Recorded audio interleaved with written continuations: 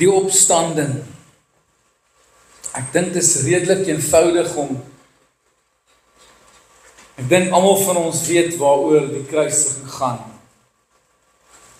Ons het mooi opgesom Vrydag die pad wat Jesus gestap het en dit het altyd 'n impak op 'n mens. Soveel mense het vir my gesê, dis soms so moeilik om dit te kyk. Daar's mense wat al vir my gesê het, hulle kon al die jare nog steeds nie Passion of the Christ gekyk het nie. En dan was daar mense wat gesê het, maar hulle het dan 'n bietjie dit oordoen daaroor. Ek wil net vir jou kom herinner, nie eers so erg as wat Passion of the Christ was, is eers die realiteit nie. Dit was veel erger. Dit was veel erger gewees. En ons vier vandag die opstanding.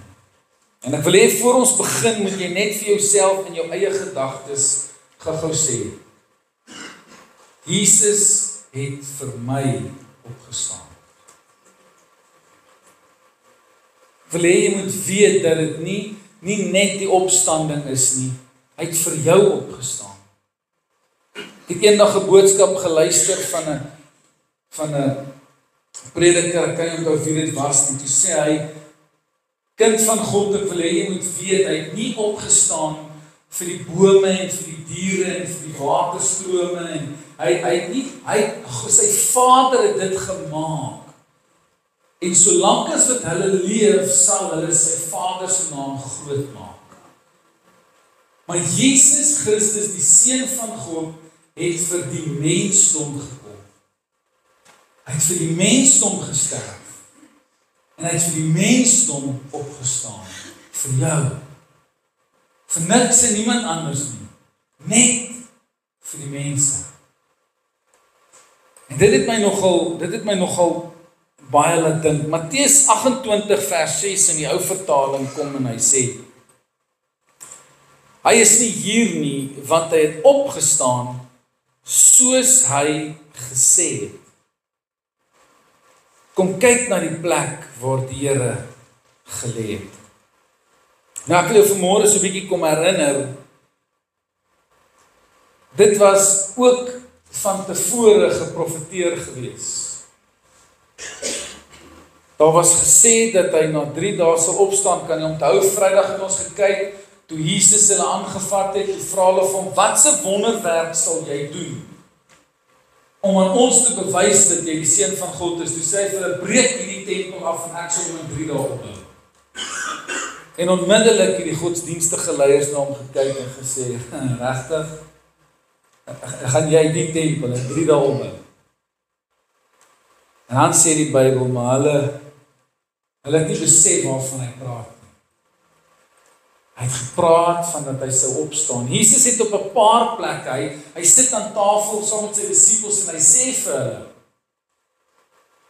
hy gaan opstaan.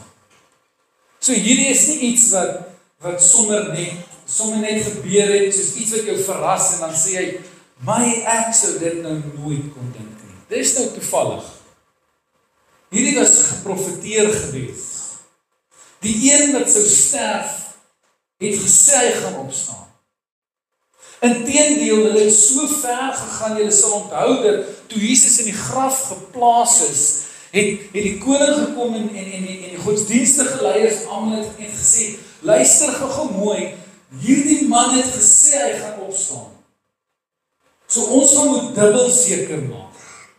Kan ons asseblief reël dat die graf verseël word?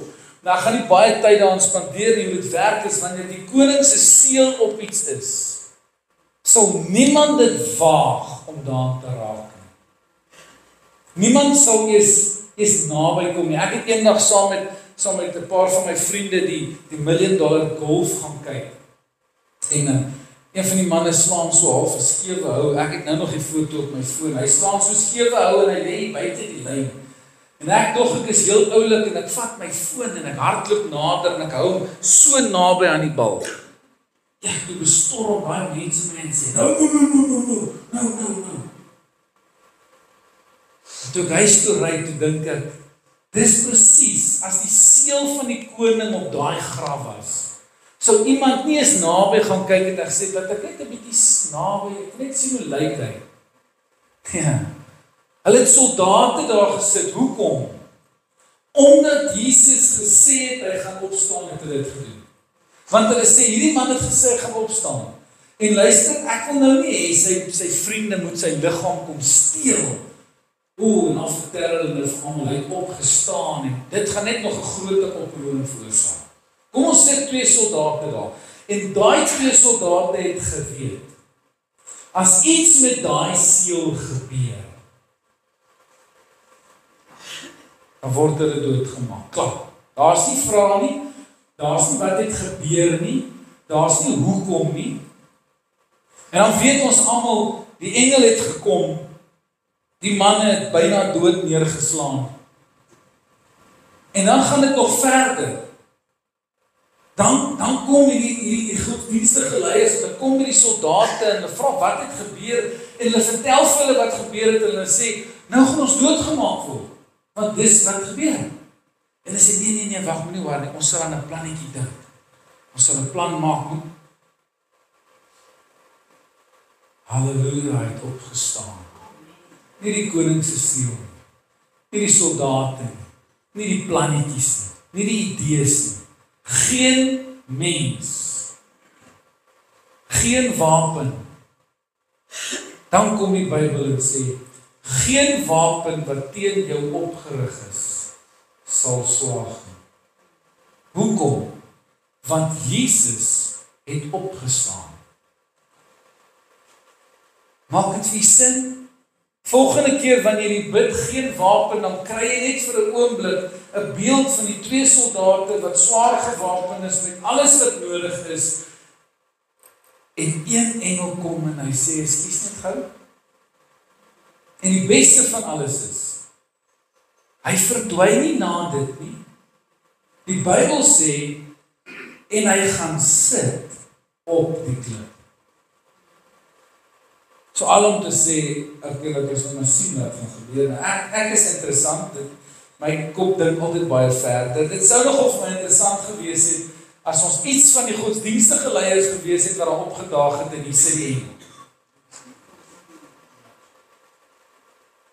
Ek wonder hoe anders dit sou wees. En weet jy wat? Ek wonder soms as ek na my eie lewe kyk, en ek het al gebid en gesê, Here, as ek so ontmoeting kan hê, ek dink my lewe sal baie anders lyk.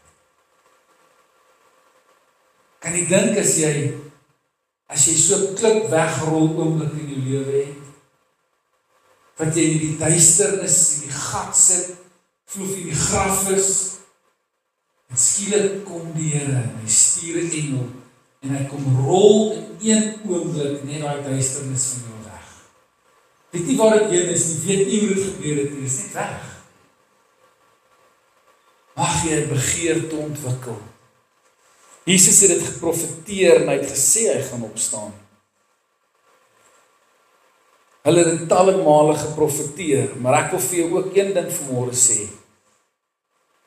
En ek wil jou kom herinner vanmôre. Net soos daar geprofeteer is oor Jesus, en net soos wat Jesus gesê het, hy gaan opstaan,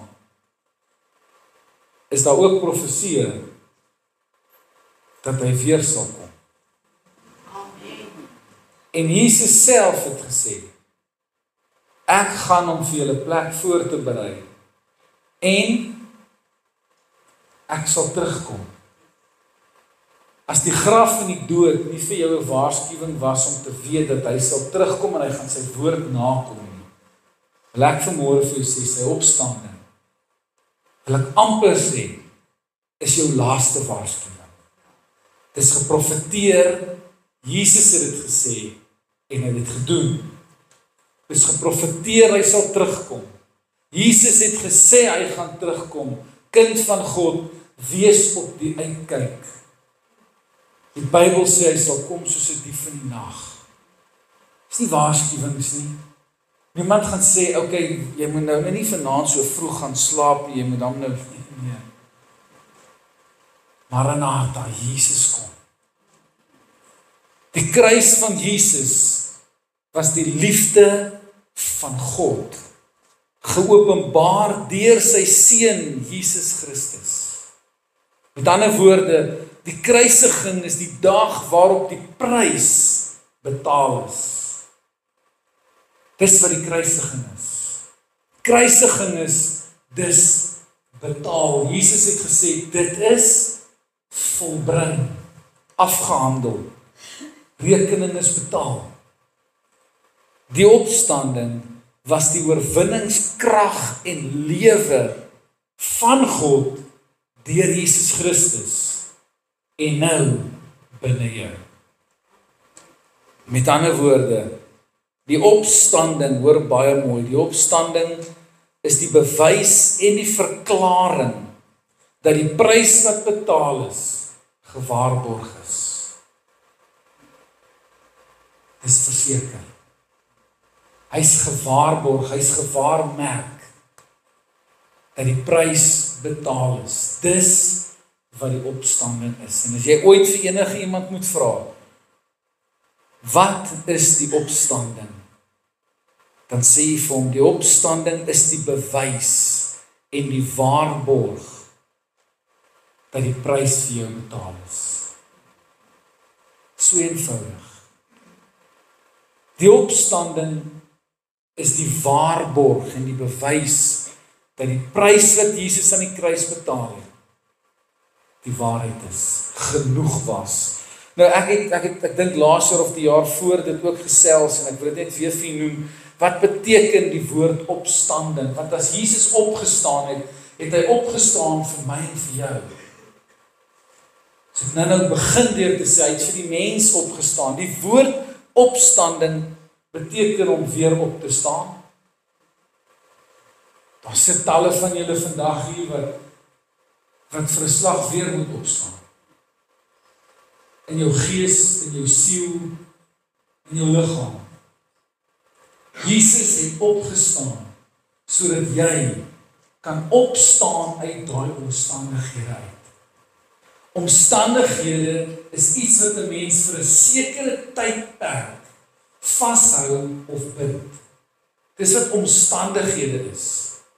Maar Jesus het opgestaan sodat jy weer kan opstaan uit daai omstandighede uit. Wanneer ons vir 'n sieke op die bed bid, dan bid ons en sê, Here, ons vertrou dat hulle sal opstaan uit hierdie siekbed uit. Ons het 'n paar weke terug gesels oor siekes en gesê daar's meer mense wat sielkundig siek is as liggaamlik siek is. Jesus het opgestaan sodat jy uit daai emosionele, uit daai omstandighede wat jou so vasdruk elke dag van jou lewe kan opstaan. As dieselfde gees wat Jesus uit die dode opgewek het, in ons woon, sal ons vir ewig lewe. As dieselfde gees wat Jesus opgewek het in jou is kind van God, hoor wat ek sê, neem 'n ernstige besluit en sê, ek gaan opstaan uit hierdie omstandighede. Ek gaan nie langer in hierdie omstandighede sit nie, ek gaan weer opstaan. Dit beteken om weer te lewe. Opstanding beteken om weer te lewe. Daar's te veel mense wat nie meer lewe nie. Dis tyd om weer te begin lewe. Dis tyd om te besef wat die lewe regtig is. Die lewe is nie staan op, gaan werk, slaap, staan op. Dit is nie wat die lewe is nie. Die lewe is familie, die lewe is kinders, die lewe is kleinkinders, die lewe is man, vrou, die lewe is geliefdes. Leef jy saam met hulle? Luister mooi, Jesus Christus het opgestaan sodat jy saam met jou geliefdes kan lewe. Derdens beteken opstanding herstel van jou lewe. As baie wat nie is, wat 'n herstel in hulle lewe nodig het. Omstandighede en alles het gebeur en jy het nodig dat God 'n herstel bring, dit jou kom regmaak. Hierdie is een van die wat ek kliphard vir myself gebid het en gesê, Here, kom herstel weer. Daar's 'n lied wat ons sing wat ons sê, Restore unto me the joy of my salvation. Die Bybel sê, herstel weer opnuut daai vreugde binne my om U te dien en om blydskap. Ek wil nie soos 'n arme ek loop nie, Here, herstel net weer. Kom vul my net weer. Jesus Christus het gesterf sodat hy jou kan kom herstel. Opstanding beteken ook herstel van 'n verswakte toestand. Hoeveel sit in 'n verswakkende toestand? Ek het 'n begrafnis gedoen Woensdag in Malelaan. En ek praat met die pastoor daar, hy so jare in daai gemeente nou. En ons gesels en hy vertel vir my hoe moedeloos hy was toe hy daar gekom het. Hy het soos ek gemaak vir die Here gesê, Here, wat maak ek hier? Hier's nie straatligte nie, hier's niks nie. Wat doen ek hier? En ek vertel vir hom my verhaal van koste. En hy sê, Deon, ek dink nie jy het net 'n begrafnis kom doen nie. Ek dink jy het my kom herstel. En as ek besig met hierdie boodskap, en ek sê vir hom, jy verstaan nie, jy het nou net aan my bevestig dat dis waaroor ek Sondag praat. Maar ek moet vertel vir my waartoe hy gaan en hoe moedeloos hy is en hy weet nie, hy het eers met die krag nie. Ek sê van weet jy wat? Soms wil 'n mens altyd vooruitgaan. Maar dit vat jou tyd. En hy sê toe vir my, hy's een van die kondisionerings ouens by die Pumas rugby span. By die junior fase doen hy die kondisionering en alles. Hy sê, dit is soms partykeer so frustrerend, want hy sien hoe goed ontwikkel die ouetjies en so. Hy sê nou, hy wil nou daai selfde positiewe, goeie ontwikkeling nou in die kerk ook hê. Ek sê vir hom, ja hoor, dan moet jy nou een ding besef. Ek glo nie dit sal jou langer as so 3-4 jaar vat nie. Toe sê sy moet amper weer in sy skoene. En ek sê vir hom, maar wie wat? Jy gaan moet opstaan. Jy gaan moet opstaan, jy en jou vrou saam, letterlik. Gaan sit op die bank, gaan praat met haar, sê vir haar, as ons hier opstaan, gaan ons nie verder na mense of lidmate of dorp of omstandighede of niks kyk nie. Ons gaan net doen wat die Here wil hê ons moet doen. En ek wil vanmôre vir jou sê, miskien is dit nodig dat jy fisies op 'n bank of 'n stoel of op die grond of waar ook al gaan sit en 'n besluit in jou kop neem en sê, as ek hier opstaan, is ek nou klaar. Ek kan nie meer hierdie kant toe so die. Ek moet nou 'n besluit in my lewe neem en sê, dis die pad, wandel hier volgens. Dis wat die Bybel sê. Besluit, dis die pad, wandel hier volgens. Neem 'n besluit en sê, dis wat ek in my gesin gaan doen. Josua het gesê, kies julle vir julle wat julle wil doen. Of julle voorvaders daar oor in die Eufraat wil doen. Ek maak net kies net. Kies net wie julle wil doen. Maar ek en my huis, ons gaan die Here doen. Maak net 'n besluit. Jesus Christus het opgestaan sodat jy 'n besluit kan neem in jou lewe. Hy het nie net opgestaan sodat jy kan sê, "Joe, my koning het opgestaan." Nee. Ons mis die erns van die opstanding van Jesus. Hy het opgestaan sodat jy kan opstaan. Sodat jy kan ophou om jouself arme ek en alles shame en is nie hoekom Christus opgestaan het nie. Laastens beteken opstanding wedergeboorte. Wedergeboorte is opstanding in 'n nuwe lewe. Bekering, omswaai. 180 grade. Ek het altyd so gedink, so gelewe, so gepraat, so gemaak. Soos daai gesegde wat ons sê, so gemaak en so gelaat staan. Dan kom jy tot bekering. Dan los jy die laat staan daar. Dan laat staan sulke dinge laat staan. En jy kyk daai kant toe en jy begin die Here dien. En jy begin na God se woord luister. en jy begin sy beloftes nakom en sê, ek het gekom, sodat jy lewe en oorvloed kan hê, nie om te laat staan. 2 Korintiërs 5 vers 17 kom en hy sê, daarom, as iemand in Christus is, as jy wedergebore is, as jy opgestaan het, as jy Jesus Christus gekies het, as jou persoonlike verlosser en saligmaker, met jou eie hart geglo en met jou mond bely dat hy Jesus uit die dode opgewek het, dan sal jy 'n nuwe skepsel wees. Dan sal jy opstaan, jy sal herstel word tot jou oorspronklike. Ons het gesê opstanding beteken om herstel te word, die herstel van jou lewe. Die oomblik as jy Christus in jou lewe het, los die dinge wat agter is, sê hy dan. Jy's 'n nuwe skepsel, jy's herstel. Die ou dinge het verbygegaan. Ek het dit agtergelaat. Ek het dit afgesterwe. En ek het opgestaan saam met Jesus Christus. Dan kom Romeine en hy verduidelik vir ons die doop. Presies net so. Wie jy was, wie jy is, dan kom jy tot wedergeboorte. Jy kies Jesus. Niemand kies Jesus namens jou nie. Jy bely met jou eie mond, ek glo in U, en ek aanvaar U as my persoonlike verlosser en saligmaker. Dan kom die doop, as jou belydenis om te sê, ek lê nou die ou mens af. As die Jolande Saul een keer 'n ou gedoop, en net toe ons hom klaar gedoop het, klim hy so uit die doopbad uit en hy sê, pastoor, ek hoop al daai ander goed is nou af van my af. Hy sê, klim terug, jy verstaan nie my.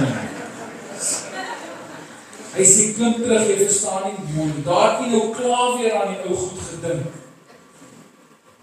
Hy sê, nou gaan jy net weer terug, nee, jy verstaan nie mooi nie, moet dit weer vir jou die preek. Hy sê, hou op om aan die ou goed te dink, moenie eens bekommerd wees of hulle gaan terugkom nie. Jy het hulle afgesterf. Romeine sê, in die doop is ons saam met Jesus Christus begrawe, en net soos hy opgestaan het, staan ons op uit die dood uit. Presies wat die doop is. Gaan lees Romeine. Hy sê dit uitdruklik, net soos Christus begrawe is. Dis 'n besluit wat jy geneem het. Is jy nou volmaak? Nee, jy is nie volmaak nie. Maar jy is veronderstel om nie meer te dink aan arme ek. Jy is veronderstel om nie meer te dink, my hele familie, ons sukkel maar nog altyd, ons sal altyd sukkel nie. Dan betwyfel ek of jy werklik glo in die opstanding van Jesus Christus, want hy het opgestaan, sodat jy kan opstaan. Ek het al baie keer in hierdie gemeente gesê, hulle het een keer 'n studie gedoen oor mense wat by Olimpiese spele deelneem. Dit is nou baie jare terug. Toe sê hulle die enigste verskil tussen 90% van die mensdom in die wêreld en die Olimpiese goue medalje wenner is die een wat gewen het aangehou. Die enigste verskil. Is daar enige iemand hier, kom ek vat so 'n maklike voorbeeld, wie almal op skool langafstande gehardloop? Wag, ek gaan weer vra. Wie almal langafstande gehardloop? Is nie verkeerd nie, ek het ook. Daar sê. Hoekom het julle nog nie die Comrades gehardloop nie? Hoekom? Hoekom nie? As jy toe jy 12 jaar oud was, 3 kilometer kon hardloop, hoekom het jy nie die Comrades gehardloop nie? Dis nie so erg nie. Hoekom nie? Want jy het opgehou. Wie het aan die Comrades gekyk en dan dink jy vir jouself, as daai ou oomie dit kan doen, nee. Ek wil vanmôre vir jou sê, kind van God, Jesus Christus het opgestaan, sodat jy kan ophou opgee op jouself. Sodat jy kan opstaan uit al daai omstandighede uit. En ja, dit gebeur nie net 1, 2, 3 en alles is verby nie.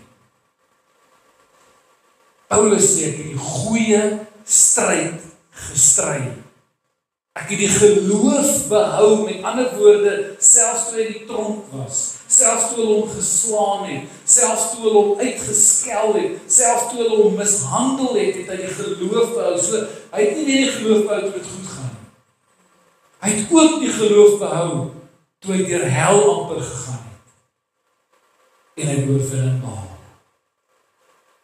Op 'n stadium kom die Bybel en dan sê hy, julle het nog nie tot die bloed toe weerstand gebied teen die sonde nie. Julle val nog te maklik. 'n Ander gedeelte sê, vanweë die tyd, as dit vat hoe lank jy nou al die Here dien, het in die Christenkerk groot geword en jy het alles deur. Vanweë die tyd moet jy nou al bietjie styker eet. Maar jy's nog op die melk. Een van die hardste dinge wat iemand eendag vir my gesê het is, ou seun, ek was so tienerseun geweest, toe sê hy, ou seun, sê bietjie vir my, hoe lank ken jy Jesus? Toe sê ek, oom, my lewe lank, ek is gebore in die kerk, ek het my kop onder elke kerkbank gestaan. Hy sê, nou sê bietjie vir my, ken jy dan nou al so 200 Bybelversies? Dis nie eers ene dag nie, jy is 12 jaar oud. Sê ek, Jesus Christus het opgestaan, sodat jy kan opstaan, maar is iets wat jy moet vat. Jy moet dit vasgryp, met geweld, en jy moet dit glo, en jy moet elke dag vir jouself sê, ek sal opstaan, want Jesus Christus het vir my opgestaan. Hy sê, al val 1000 aan my een kant, en 10.000 aan my ander kant. Na my toe sal dit nie aankom nie. Dit kan net met iemand gebeur, wat opstaan in geloof. Dit gaan nie help, jy plak jou hele huis vol Bybelversies, maar jy glo dit nie. Dit gaan regtig nie. Die woord alleen is dood. Die letter, sê hy, is dood. Dis die Gees wat dit lewend maak. Dis tyd dat die Gees, die woord binne ons lewend maak, aktiveer en jou inspireer om dit te begin spreek. Ek sluit af. Johannes 10 vers 9 tot 11 in die ou vertaling sê, Jesus praat hier, hy sê, ek is die deur. As iemand deur my ingaan, sal hy gered word. En hy sal ingaan en hy sal uitgaan en hy sal veiding vind. Vers 10, die dief kom net om te steel, te slag en te verwoes. Maar ek het gekom, dat julle lewe en oorvloed kan hê. Vers 11, ek is die goeie herder. Die goeie herder lê sy lewe vir sy skape af. Jesus het gesterf en opgestaan, sodat jy kan lewe. God het hierdie lewe aan jou gegee, hy het jou gevorm in jou moederskoot. Hy het sy asem in jou, sy gees in jou ingeblaas. En Jesus het gesterf en opgestaan, sodat jy in hierdie lewe wat God vir jou gegee het, kan lewe. En ek wil jy moet jy uitstap met 'n wil om te lewe, sodat jy weer kan opstaan. Kind van God, staan op, nie in jou eie krag en jou eie wysheid nie, maar deur die opstandingskrag van Jesus Christus. Daar sal altyd teenskante wees, daar sal altyd verskonings wees. Die godsdienstige leiers en die mense het baie verskonings en redes uitgedink. Hoekom hulle probeer sê het Jesus nie opgestaan het nie. Maar niks kan die krag van God keer wanneer dit werk nie. Matteus 28 vers 6. Dis nie. Hy het opgestaan soos hy gesê het. Selfs Thomas het nie geglo nie. Hy wou eers self hê. Jesus moet aan hom verskyn en hy wou voel. Daar's baie mense daar buite wat teen jou sal wil opstaan.